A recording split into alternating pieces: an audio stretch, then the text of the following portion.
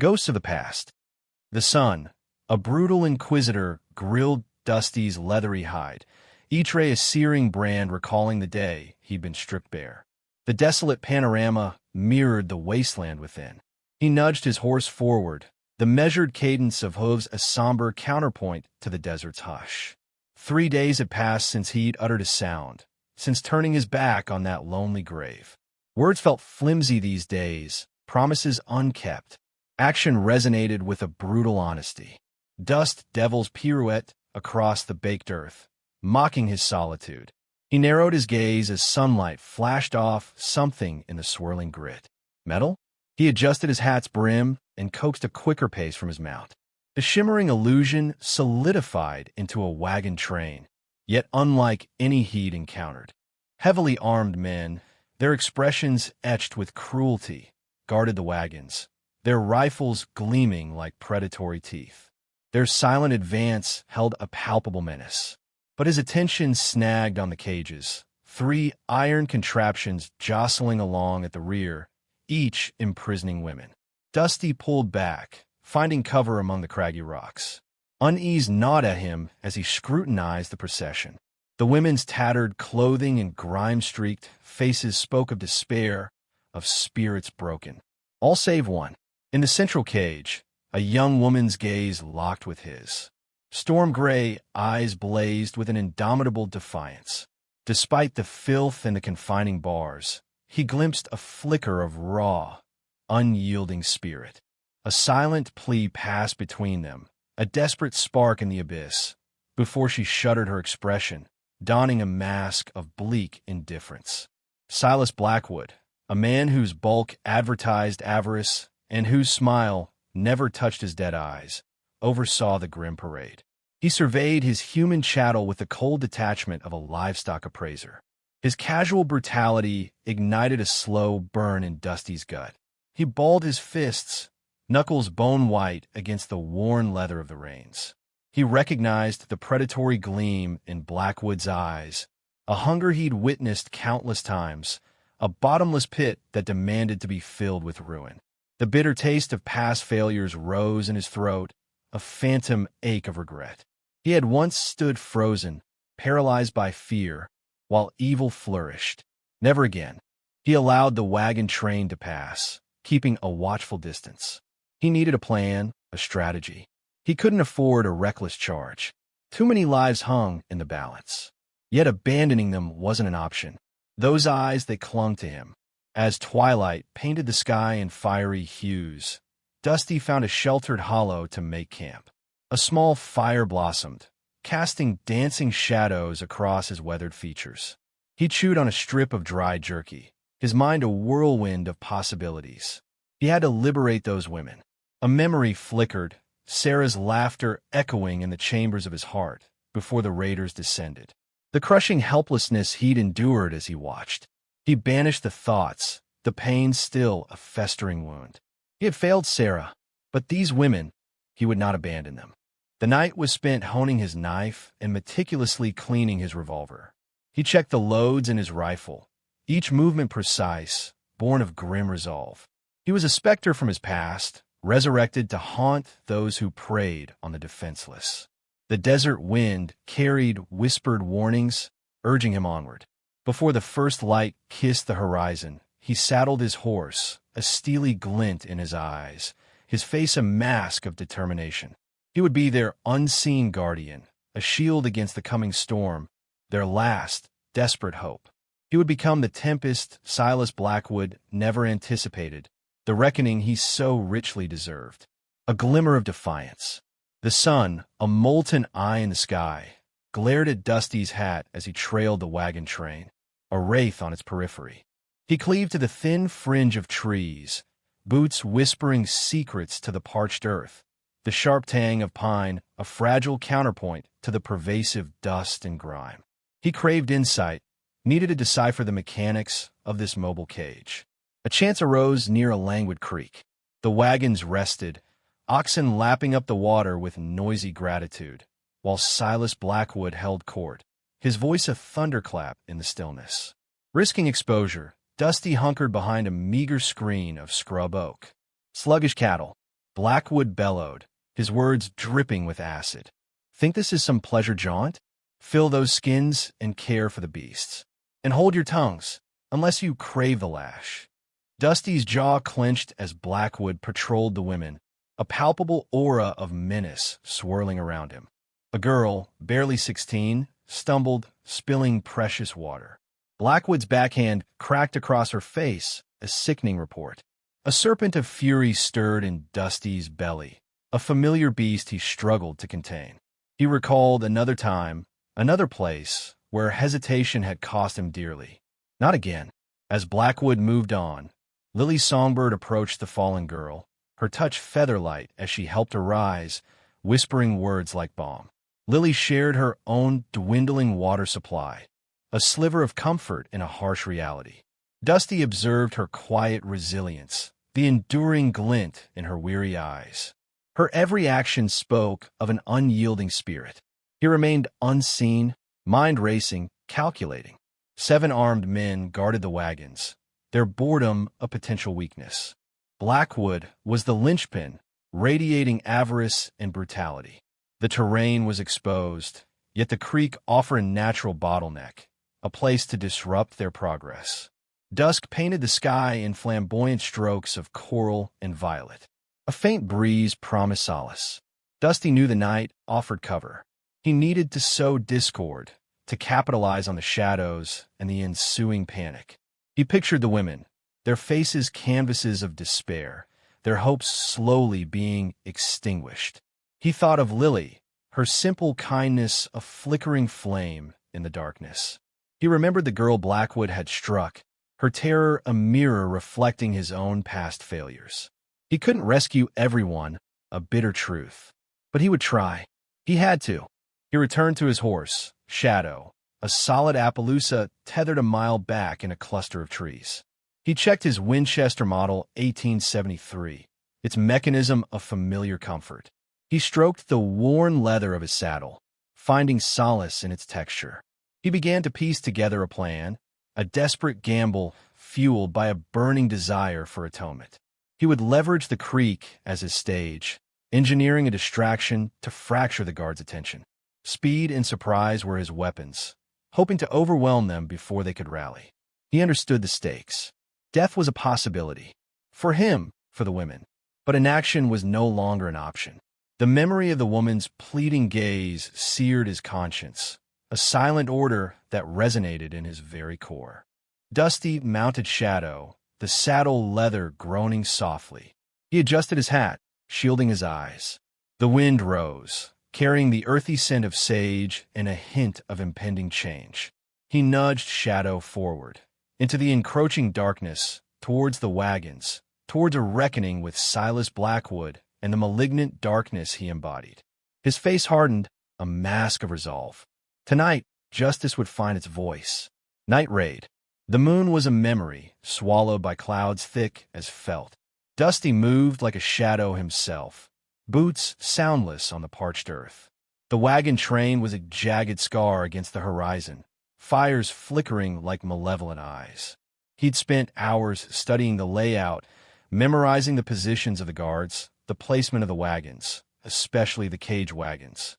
Dusty's plan was simple, brutal. Diversion first. He needed to pull Blackwood's men away from their prisoners. He circled wide, reaching a gully choked with dry brush. He gathered an armful, striking flint to steel. The tinder caught, spitting sparks. He fed the flames, coaxing them into a roaring bonfire. The wind whipped the flames higher, sending plumes of smoke billowing towards the wagons. Yells erupted from the camp. Dusty heard the thud of boots, the frantic calls of men trying to assess the threat. Good. They were distracted. He moved swiftly, melting back into the darkness. He closed the distance to the wagons, his Colt Peacemaker heavy in his hand. 2 guards stood watch before the cage wagons, silhouetted against the flickering firelight. "Hey, what's all that racket?" One of the guards called out, squinting towards the distant blaze. Dusty didn't answer. He raised his Colt, firing twice in rapid succession. Both men crumpled, silenced before they could raise an alarm. He moved to the first cage. The lock was thick, iron, and unforgiving. He pulled a slim gem from his pocket, working the mechanism with practiced ease. The tumblers clicked, the lock sprung open. Inside, women huddled together like frightened birds. Lily Songbird was among them, her eyes wide with a mixture of fear and hope. "Get out," Dusty rasped, his voice low and urgent. "Now!" Confusion rippled through the women. Some were too stunned to move. Lily, however, understood. She began to stir her companions, whispering encouragement. As the women stumbled out of the cage, more shouts echoed from the main camp. Blackwood's men were returning, alerted by the gunfire. "Go! Head west, towards a creek," Dusty commanded. "I'll cover you." He reloaded his Colt, positioning himself between the women and the advancing figures. A volley of shots ripped through the air, snapping past Dusty's ears. He returned fire, dropping one man instantly. The remaining guards hesitated, surprised by the ferocity of his attack. Dusty pressed his advantage, firing again and again, forcing them to take cover. He risked a glance over his shoulder.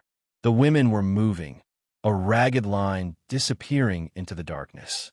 Lily was helping a woman with a limp, her own face etched with determination. He turned back to the fight. Blackwood himself emerged from the chaos, his face contorted with rage. He carried a shotgun, its twin barrels glinting in the firelight. "You!" Blackwood roared, leveling the shotgun. "You'll pay for this." Dusty didn't flinch. He knew he was outgunned, but he wouldn't back down. He raised his Colt, aiming for Blackwood's chest. Before either man could fire, a piercing scream cut through the night. One of the women, lagging behind, had been caught by a stray guard. He dragged her back towards the wagons, kicking and screaming. Dusty cursed under his breath. He couldn't leave her behind. He had to make a choice. The escaping women, or the one being dragged back into hell. He made his choice. He dove behind a wagon wheel, using it as cover. He risked another shot, hitting the guard in the leg. The man howled in pain, releasing the woman. Dusty knew he couldn't stay. He was outnumbered, outgunned, and exposed. He had to get the women to safety. He fired a final shot at Blackwood, forcing him to duck for cover. Then, he turned and ran, disappearing into the darkness after the fleeing women, the echo of Blackwood's enraged curses ringing in his ears. Flight westward. "Moo!" Dusty's voice was a low rasp, urgency lacing each syllable. He scanned the receding tree-line, Colt Peacemaker still in hand, its metallic scent mingling with the sharp tang of gunpowder. The women stumbled forward, a ragged line silhouetted against the pre-dawn gloom. Lily Songbird, her face smudged with dirt and streaked with tears, kept pace beside him, her hand brushing his arm. He didn't acknowledge the touch, but the set of his jaw softened imperceptibly. Behind them, the bonfire crackled, a defiant beacon against the encroaching light. The sounds of Blackwood's men, a confused chorus of shouts and curses, faded with each westward stride. But Dusty knew they wouldn't be forgotten. Not by Blackwood. Inside the overturned wagon, Silas Blackwood roared, veins throbbing in his temples. He kicked a splintered plank of wood, sending it skittering across the churned earth. "Find them, every last one of them, and bring them back. They're mine." His spittle flew as he spoke, his face contorted with a rage that bordered on madness. He grabbed a nearby lantern, its light glinting off the gold tooth that punctuated his snarl. "That damn cowboy, he'll pay for this. He'll pay dearly." He spat on the ground, the gobbet landing near the discarded chains that had once held his property. The terrain grew harsher with every mile. The flat plains gave way to rolling hills, carpeted with prickly pear and sagebrush. The sun climbed higher, a relentless eye beating down on the fleeing women. Their clothes, thin and ill-fitting, offered little protection. Their feet, unaccustomed to the rough ground, blistered and bled. Dusty set a punishing pace, stopping only for brief rests beside trickling streams. He rationed the water sparingly, his own thirst secondary to their needs. He watched them, his gaze guarded but attentive, noting their every stumble, every sign of exhaustion. He offered words of encouragement, gruff and economical, but carrying the weight of genuine concern. Lily, despite her own weariness, try to help the others. She offered a comforting word to a young girl who wept silently, shared her meager portion of jerky with an older woman whose face was etched with despair. Dusty observed her actions, a flicker of something akin to respect in his steely eyes. By midday, the women were flagging. Several collapsed, their bodies trembling with fatigue. "We can't go on," gasped a woman, her voice barely a whisper. Dusty knelt beside her, his expression unreadable. "We have to," he said, his voice firm but gentle. "Blackwood won't give up. He'll hunt us until he finds us. We need to reach the mountains. There's a chance for safety there." He helped the woman to her feet, then looked at the others. "I know it's hard, but we're doing this together. We look after each other." He paused, his gaze sweeping over their exhausted faces. "Are you with me?" A murmur of assent rippled through the group. Weary nods, determined glances. They were broken, battered, but not defeated. "Not yet." Lily met Dusty's gaze, her eyes filled with a mixture of gratitude and something more, something that made his heart, long dormant, skip a beat. He quickly looked away, uncomfortable with the intensity of her gaze. He wasn't a hero. He was just a man trying to do what was right. And right now, that meant getting these women to safety. As the sun began its descent, painting the sky in hues of orange and purple, they reached a small cluster of rocks, providing a meager shelter from the wind. Dusty surveyed the surrounding landscape, his eyes narrowed. He knew they were being hunted. He could feel it in the air, a subtle shift in the atmosphere, a tightening in his gut. Blackwood was coming, and he would be bringing hell with him. Whispers of the land. The second day of flight brought a gnawing hunger. The jerky Dusty had managed to grab was dwindling fast, and the women, already weakened by their ordeal, were flagging. He scanned the tree-line, his rifle heavy in his hands, a familiar weight against his thigh. Game was scarce this far west, hunted out by Blackwood's men, no doubt. Lily touched his arm, her fingers light as a feather. "We don't have to hunt, Dusty," she said, her voice soft but clear. "The land provides." She gestured to a patch of leafy plants growing near a creek. "These are lamb's quarters, edible and full of nutrients." A skeptical murmur rippled through the group. They'd been fed scraps and lies for so long. Trusting the earth felt like a dangerous gamble. Dusty raised an eyebrow, questioning. He knew about tracking, about survival in harsh conditions, but his knowledge of edible plants was limited to recognizing poison ivy. Lily smiled gently. "My grandmother taught me." She knew the language of the plants. She plucked a leaf, offering it to Dusty. "Try it." He hesitated, then took the leaf. It tasted earthy and slightly sweet. He nodded. "All right." Lily showed the women how to identify and harvest the lamb's quarters, cautioning them to avoid similar-looking plants. She also pointed out wild berries, plump and juicy, growing on thorny bushes. The berries were a welcome burst of sweetness, a small comfort in their desperate situation. As the women foraged, Dusty kept watch, his eyes constantly scanning the horizon.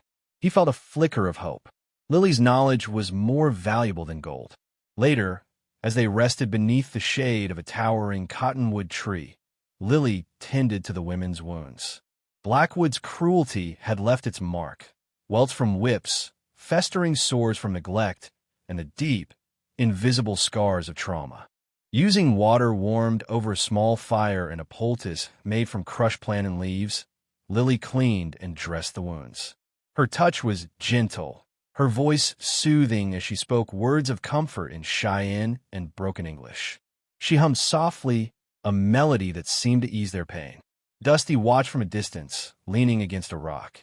He saw the gratitude in the women's eyes, the way they seemed to relax under Lily's care. He'd seen men patch each other up after a brawl, a grim necessity, but he'd never witnessed anything like this, a healing that went beyond the physical. One of the women, a young girl named Rose, whimpered as Lily cleaned a deep gash on her arm. Lily paused, meeting her gaze. "It will sting for a moment, little one," she said, her voice full of compassion. "But it will help you heal. You are strong, Rose, stronger than you know." Rose squeezed her eyes shut, but she didn't cry out. When Lily finished, Rose whispered, "Thank you." Lily smiled. "You are welcome, sister." Dusty's gaze lingered on Lily. He saw her strength, her kindness, her unwavering spirit.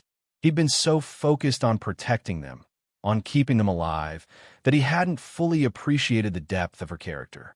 She wasn't just a survivor. She was a healer, a leader, a beacon of hope in the darkness. He hadn't considered that those he rescued could also rescue him in some way. As the sun began to set, casting long shadows across the landscape, Dusty built up the fire, a necessary risk. The flames crackled and popped, casting dancing shadows on the women's faces. They huddled together for warmth and comfort, their voices low and hushed. Dusty knew Blackwood wouldn't give up easily. He would be coming, and he would be relentless. But looking at Lily, at the women she was helping to heal, Dusty felt a surge of determination. He would protect them, no matter the cost. He owed them that much, and perhaps more. The whispers of the land seemed to carry a promise of resilience, a testament to the enduring power of hope. And in those whispers, Dusty heard a new purpose, a reason to keep fighting, to keep moving forward towards the mountains and the uncertain future that awaited them. He knew, with a certainty that settled deep in his bones, that their journey had just begun. Ghost Town Refuge. Dusty reined in his horse at the crest of a small hill. Below, nestled in a shallow valley, lay a ghost town. Weather-beaten buildings stood sentinel against the setting sun, their windows like vacant eyes staring out at a forgotten world. It was a refuge, however dilapidated, and a welcome sight after days spent sleeping under the open sky. He turned to Lily, her face etched with exhaustion, and nodded towards the town. "Looks deserted. We can take shelter there." A collective sigh of relief rippled through the women. The prospect of four walls, even crumbling ones, offered a sense of security they hadn't felt in months. As they descended into the valley, the air grew heavy with the scent of dust and decay. The town, once vibrant, now whispered tales of abandonment. Storefronts with faded signs, a saloon with swinging doors hanging askew, and houses with collapsed porches, all stood as silent testaments to a life that had vanished. Lily dismounted and tentatively touched the wall of a small cottage, her fingers tracing the outline of a faded floral pattern. "It's quiet," she said, her voice barely above a whisper. "Too quiet," Dusty muttered, his hand instinctively resting on the butt of his revolver. He scanned the surroundings, his senses on high alert. He didn't anticipate any immediate danger, but Blackwood's reach was long, and complacency was a luxury they couldn't afford. He instructed the women to stay close as he inspected the saloon. The interior was dark and musty, the air thick with the smell of stale beer and rotting wood. A thick layer of dust covered the bar, and cobwebs clung to the cracked mirror behind it. Still, it was structurally sound. "We can clean this up," he announced, his voice echoing in the cavernous space. "It'll make a decent gathering place." Lily, along with several of the other women, began exploring the other buildings. A small general store, surprisingly, yielded a few rusty tools and some tattered bolts of cloth. One of the houses contained a well, though its water needed testing. Excitement flickered in their eyes as they uncovered each small treasure, their hopes slowly rekindling with each discovery. Dusty set to work reinforcing the saloon's doors and windows, patching holes with salvaged wood. Lily joined him, her small hands surprisingly adept at handling the rough materials. As they worked side by side, a comfortable silence settled between them, broken only by the rhythmic hammering and the occasional creak of the old building. "Thank you, Dusty," Lily said softly, pausing in her work. "For everything." He met her gaze, his own eyes softening. "You don't need to thank me, Lily. You all deserve this." That evening, after a meager meal of dried meat and foraged berries, they gathered in the saloon. A fire crackled in the hearth, casting dancing shadows on the walls. One by one, the women began to share their stories, tales of hardship, loss, and resilience. They spoke of families left behind, dreams shattered, and the unwavering hope that had kept them alive through the darkest of times. As the night wore on, The atmosphere shifted from sorrow to solidarity. They laughed, they cried, and they offered each other comfort and support. In the shared telling of their pain, they found a collective strength, a bond forged in the fires of adversity. Lily shared a story about her grandmother, a healer who taught her the secrets of the plants and the importance of community. She spoke of her village, of the songs and dances that had filled her childhood, and of the day Blackwood's men had arrived, shattering her world. Dusty listened intently, his heart aching for the pain these women had endured. He realized that their healing was not just about physical safety. It was about reclaiming their voices, their stories, and their identities. He knew Blackwood would not give up easily. They were safe for now, but the threat still loomed. But looking at the faces of these women, their eyes shining with newfound determination, he felt a surge of hope. They had found a refuge, a place to heal and rebuild. And together, they would face whatever challenges lay ahead. Before sleep claimed them, Lily approached Dusty, the firelight dancing in her eyes. "This place, it feels different," she whispered. "Like a new beginning." Dusty nodded, his gaze sweeping across the faces of the sleeping women. "Maybe it is, Lily. Maybe it is." Ambush in the ruins. The first shot cracked the morning quiet like a whip. Dusty, sipping lukewarm coffee on the porch of the saloon-turned barracks, felt the vibration in his teeth before he heard the echo bounce off the distant mesas. He slammed the tin cup down, the coffee splashing, and swore. "Blackwood, everyone inside, now!" he bellowed, his voice cutting through the town's nascent bustle. Women scrambled, dropping tools and half-finished chores as they surged towards the relative safety of the buildings. Lily materialized beside him, her face pale but resolute. "What is it, Blackwood?" Dusty said grimly, already checking the chambers of his rifle. "He found us." The attack came swiftly. Riders, maybe a dozen, poured into the town from the south, firing indiscriminately. Bullets chewed splinters from the saloon's weathered facade. Dusty returned fire, picking off a rider who had the audacity to dismount and take aim at the doorway. "Lily, get the women to the tunnel," he ordered, his voice tight. "Take point, get them moving. I'll cover you." Lily didn't argue. She knew the layout of the town better than he did, having spent the last few days helping the women familiarize themselves with its hidden corners. She nodded sharply and disappeared inside, her voice rising above the gunfire, directing the women towards the old mine shaft behind the general store. Dusty laid down, suppressing fire, keeping Blackwood's men pinned down. He moved with a practiced economy of motion, reloading quickly, using the limited cover to his advantage. He saw Blackwood himself, a dark figure on a black horse, directing the assault with a furious wave of his hand. The man's face was contorted with rage, the air filled with the acrid smell of gunpowder and the screams of the wounded. A woman cried out inside the store, and Dusty felt a pang of guilt. He had brought them here, promised them safety. Now, they were caught in the crossfire. He risked a glance towards the mine shaft. Women were disappearing inside, Lily urging them on with quiet determination. Good. They were almost clear. As the last of the women scrambled into the tunnel, Dusty sprinted towards the general store, diving through the doorway just as a bullet whizzed past his ear. He slammed the door shut, barring it with a heavy wooden beam. It wouldn't hold for long, but it would buy them a few precious seconds. "Let's go," he shouted, grabbing a lantern from the counter. He found Lily waiting for him at the mouth of the mine shaft, her face illuminated by the flickering light. "Everyone's inside," she said, her voice steady despite the chaos raging outside. "Are you hurt? Just keep moving," Dusty said, pushing past her. "This tunnel leads to a pass in the mountains. It's our only way out." The tunnel was narrow and claustrophobic, the air thick with dust and the smell of damp earth. The women moved slowly, their faces etched with fear. Dusty took the lead, his lantern casting long, dancing shadows on the rough-hewn walls. Lily brought up the rear, her hand resting on the shoulder of a trembling woman. They walked for what felt like an eternity, the silence broken only by the sound of their own ragged breathing and the occasional drip of water. Finally, they emerged into the cool mountain air. They were on a narrow ledge, clinging to the side of a steep cliff face. Below, the ground dropped away into a dizzying abyss. Above, jagged peaks clawed at the sky.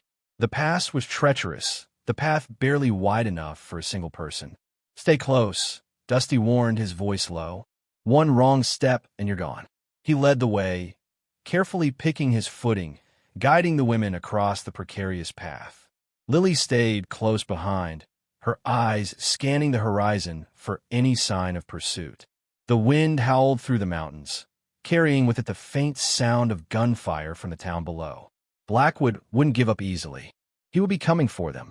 Confessions in the pass. The mountain pass was a brutal taskmaster, stealing their breath in ragged gasps that tasted of grit and encroaching dread. The women, a scattered string of weary souls along the precarious trail, pressed on, driven forward by Dusty's implacable resolve and Lily's infectious optimism. The wind, a relentless tormentor, lashed at their exposed skin, carrying chilling premonitions of the storm brewing on the horizon. Dusty led the way, his rifle an extension of his arm. His gaze swept the treacherous terrain, senses hyper-alert, a coiled spring ready to unleash. Blackwood, he knew, would be relentless. They were the hunted, and he the implacable hunter. Lily, meanwhile, moved amongst the stragglers, dispensing precious water, a comforting touch, a quiet word of encouragement. Her face, streaked with grime and fatigue, radiated a resilience that belied her delicate appearance. Dusty's heart ached with a tenderness he'd long suppressed as he observed her ministrations. Reaching the shelter of a colossal rock outcrop, they paused, its shadow offering a temporary sanctuary from the sun's fierce glare. The women huddled together, their faces mirroring exhaustion and apprehension. The stillness hummed with unspoken fears, punctuated only by the wind's mournful lament. Lily approached Dusty, her eyes searching his. "They're holding up, all things considered," she murmured, her voice almost lost to the wind's cry. Dusty nodded, his gaze fixed on the distant, jagged peaks. "They're tougher than they look." "Like you," she breathed, her hand briefly resting on his arm. He recoiled slightly, a flicker of past pain crossing his features. "Just trying to keep them breathing." "It's more than just survival, Dusty," Lily insisted softly.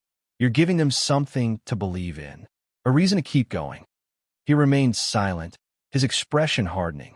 Belief in any future felt like a dangerous indulgence. A sudden, sharp report cracked through the air.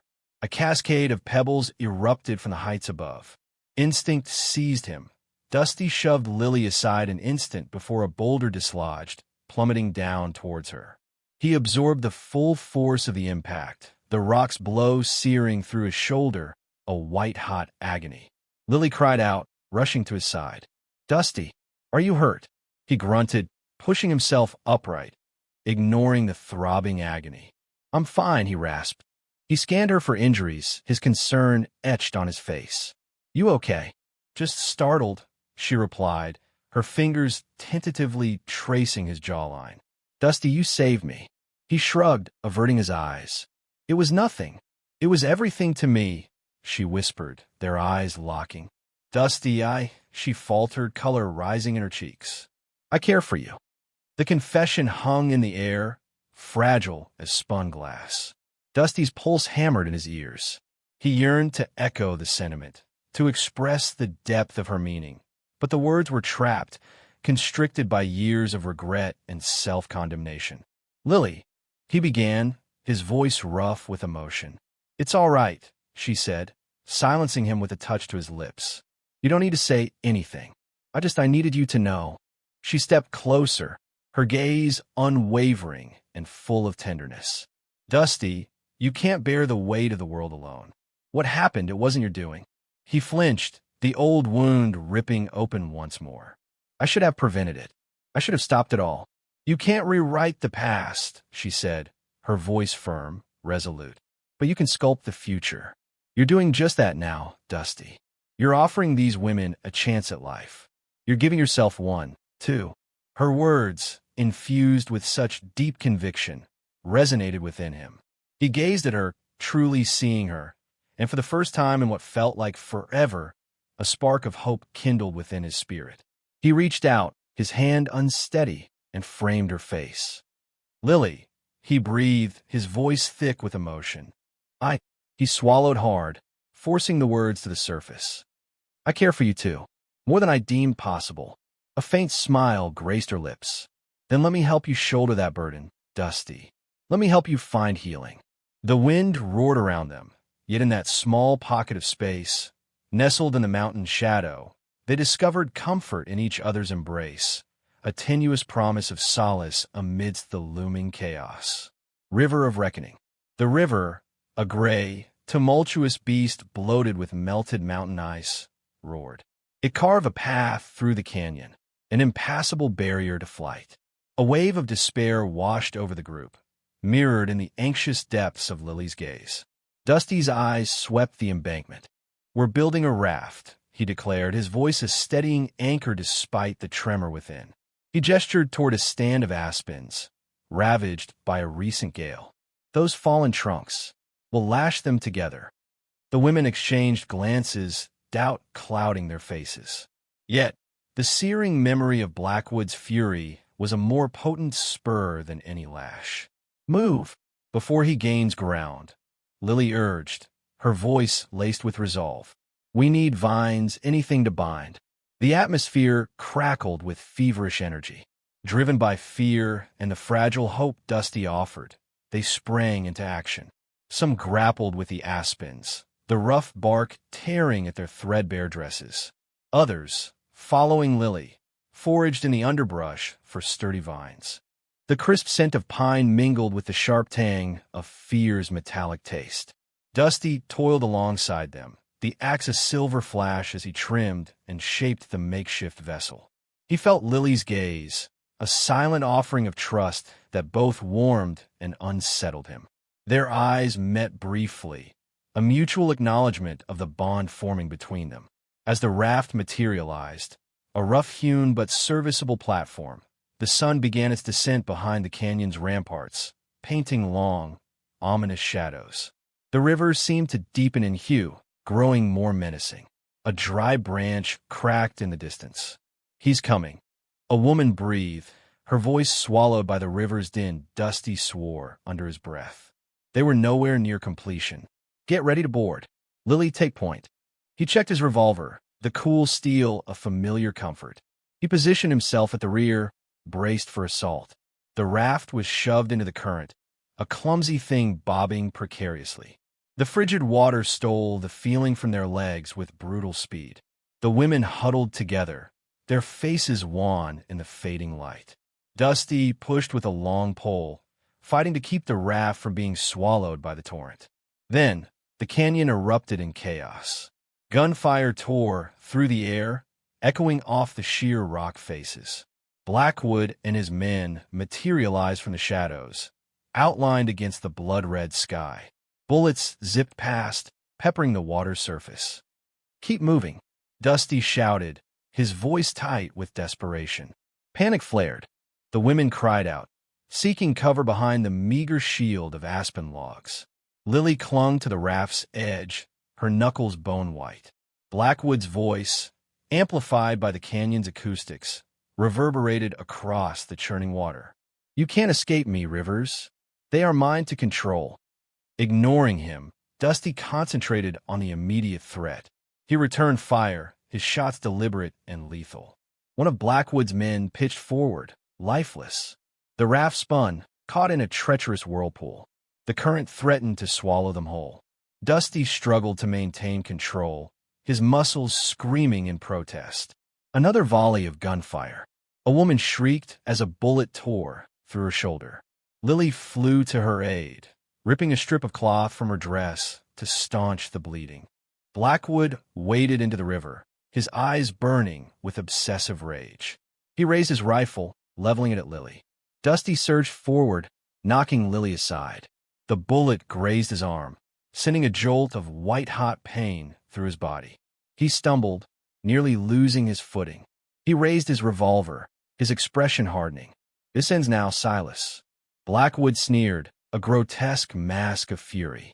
"You think you can stop me? This is my domain. These women are my property. No one owns another," Dusty snarled, his voice a thunderclap of righteous fury. The river clawed at them, a swirling vortex of water and gunfire. The fate of the women, and perhaps Dusty's own salvation, hung precariously in the balance. A new horizon. The river raged, a brown leviathan threatening to devour them. But Silas Blackwood possessed a brutality that dwarfed the river's fury. His face, a mask of distorted malice, bore no trace of humanity. He clawed for purchase on the shifting raft, his boots slick against the waterlogged planks.